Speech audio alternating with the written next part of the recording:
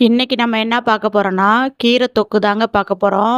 கீரையே சாப்பிடாத பிள்ளைங்களுக்கு கூட இந்த தொக்க வச்சு குடுங்க. கண்டிப்பா சாப்பிடுவாங்க. இந்த தொக்குல நீங்க கீரை சேர்த்துருக்கீங்களாங்கிறதுக்கு கூட பிள்ளைங்களுக்கு தெரியாது. அந்த அளவுக்கு செம்ம டேஸ்ட்டா இருக்கும். பாருங்க, பார்க்கும்போதே உங்களுக்கும் சாப்பிடணும் போல தோணுச்சுன்னா, இந்த தொக்க கண்டிப்பா செஞ்சு சாப்பிட்டு பாருங்க. உடம்புக்கும் ரொம்ப ஹெல்த்தியானது. நல்லா வாசனையாவும் இருக்கும்.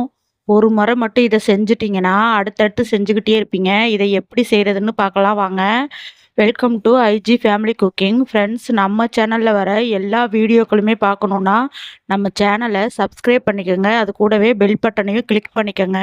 இந்த தொக்க இன்னைக்கு பாலக்கீரை வச்சு தான் செஞ்சுருக்கேன். உங்கள்ட்ட எந்த கீரை இருக்கோ அந்த கீரைய வச்சு செஞ்சுக்கோங்க.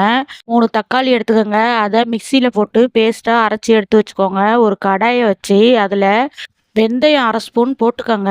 அது கூடவே மல்லி விதைகள் 1/2 ஸ்பூன் போட்டுக்கோங்க. மல்லி விதை போட்டோன்னே அது கூடவே கடுகு 1/2 ஸ்பூன் போட்டுக்கோங்க. இது 3யுமே நல்லா வறுத்து கொடுங்க. ஆயில் எதுவும் சேர்க்க வேணாம். ட்ரையாகவே வறுத்து கொடுங்க.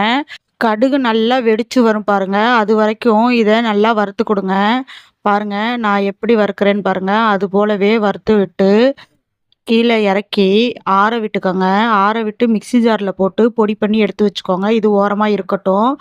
நம்ம கடாயில் ஒரு குழிக்கரண்டி எண்ணெய் ஊற்றிக்கோங்க. நல்லெண்ணெய் தான் ஊற்றிருக்கேன். உங்களுக்கு எந்த எண்ணெய் வேணுமோ அதை நீங்கள் ஊற்றிக்கோங்க. நல்லா நிறைய தாராளமாகவே ஊற்றிக்கோங்க. இது கூடவே 1/2 ஸ்பூன் கடுகு போட்டுக்கோங்க. கடுகு நல்லா பொரிஞ்சு வரட்டும். நல்லா பொரிஞ்சதும் 2 கொத்து கருவேப்பிலை போட்டுக்கோங்க. பூண்டு நல்லா பெரிய பூண்டா எடுத்து பொடி பொடியா நறுக்கி வச்சிருக்கேன். அத அப்படியே இதில போட்டுக்கோங்க. பூண்டு நல்லா எண்ணெயில வதங்கி வரட்டும். வதங்கி வர்றப்போவே நல்லா சூப்பரான வாசனை வரும். பூண்டும் நல்லா பொரிஞ்சு வந்ததும் 2 பெரிய வெங்காயத்த பொடியா நறுக்கி வச்சுக்கோங்க. அதையும் இதோட சேர்த்து விட்டுருங்க. சேர்த்து விட்டு நல்லா வதக்கி கொடுங்க. வெங்காயத்தை எந்த அளவுக்கு வதக்கி கொடுக்குறீங்களோ அந்த அளவுக்கு தொக்கு செம டேஸ்ட்டாக இருக்கும். வெங்காயத்தில் உள்ள தண்ணி எல்லாம் நல்லா சுத்தமாக வத்திரணும். அந்த அளவுக்கு நம்ம வெங்காயத்தை வதக்கி கொடுக்கணும். பாருங்க, இது போல் நல்லா வெங்காயத்தை வதக்கி விடுங்க. இது கூடவே தொக்குக்கு தேவையான அளவு உப்பு போட்டுக்கோங்க. உப்பு இந்த ஸ்டேஜில் போட்டிங்கன்னா வெங்காயமும் நல்லா வதங்கி வரும். அதுக்காக தான் இப்போதைக்கு உப்பு போட்டிருக்கிறேன். நம்ம செய்கிற இந்த தொக்கை உங்கள் வீட்டில் 1 மாதம் 2 மாதம் கன்சீவாக இருக்கிற பிள்ளைங்களுக்கு போட்டு கொடுங்க. ஏன்னா அவங்க அதிக அளவு சாப்பிட மாட்டாங்க. அந்த ஸ்டேஜில் இந்த தொக்கை வச்சு கொடுத்தீங்கன்னா கண்டிப்பாக சாப்பிட்டுப்பாங்க. அடுத்து 1 ஸ்பூன் மிளகாத்தூள் போட்டுக்கோங்க. மிளகாத்தூளை எண்ணெயிலே போட்டு நல்லா வதக்கி கொடுங்க. அப்போ தான் அதோட பச்சை வாசனையெல்லாம் போகும். அடுப்பை சிம்மில் போட்டுக்கோங்க. இல்லாட்டி கரிஞ்சிடும். அதனால் சிம்மில் போட்டு இதை வதக்கி கொடுங்க.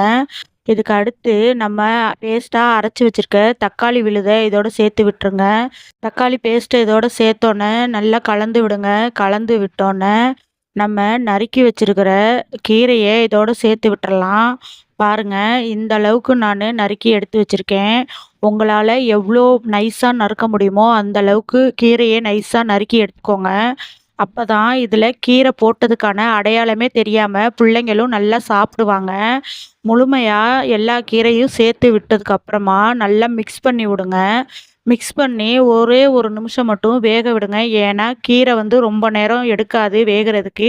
குயிக்காகவே வெந்துடும். இதோட நம்ம 1 கப்பு புளி தண்ணி எடுத்து வச்சுருக்கோம். அதையும் இதோட ஊற்றிக்கோங்க. புளி தண்ணி ஊற்றி மிக்ஸ் பண்ணி விட்டுட்டு ஒரு மூடி போட்டு மூடி வச்சுருங்க. அடுப்பை இந்த ஸ்டேஜில் சிம்மில் வச்சுக்கோங்க. சிம்மில் வச்சு நல்லா கொதிக்க விடுங்க. எல்லாமே ரெடி ஆயிருச்சு. கடைசியாக நம்ம பொடி பண்ணி வச்சுருந்த வெந்தயம், கடுகு, மல்லி பொடியை இதோட சேர்த்து விட்டுருங்க. இதோட கடைசியாக ஃபைனலாக ஒரு பொருள் சேர்க்க போகிறோம். அதுதாங்க பெருங்காய பொடி. பெருங்காய பொடியை ஃபைனலாக சேர்க்கறதுனால நல்ல ஒரு வாசனையை கொடுக்கும். பெருங்காய பொடியை சேர்த்தோன்னே கடைசியாக ஒரு முறை மிக்ஸ் பண்ணி விட்டு அடுப்பை ஆஃப் பண்ணிடுங்க. தொக்கு சூப்பராக ரெடி ஆயிடுச்சு. இதை அப்படியே ஒரு டப்பாவில் போட்டு ஸ்டோர் பண்ணி வச்சுக்கோங்க. பிள்ளைங்களுக்கும் அப்போக்கப்போ கொடுத்துக்கலாம். நம்ம வீட்டில் கன்சீவாக இருக்க பிள்ளைங்களுக்கும் இந்த மாதிரி தொக்கு செஞ்சு கொடுத்தீங்கன்னா அவங்க வேணான்னு சொல்ல மாட்டாங்க. சாப்பாடு கொஞ்சமாவது சாப்பிட்டுப்பாங்க. இந்த தொக்கை செஞ்சு சாப்பிட்டு பார்த்துட்டு இந்த தொக்குக்கு எவ்வளோ மார்க் கொடுப்பீங்கங்கிறத கமெண்டில் என் கூட ஷேர் பண்ணுங்கள் ஃப்ரெண்ட்ஸ்.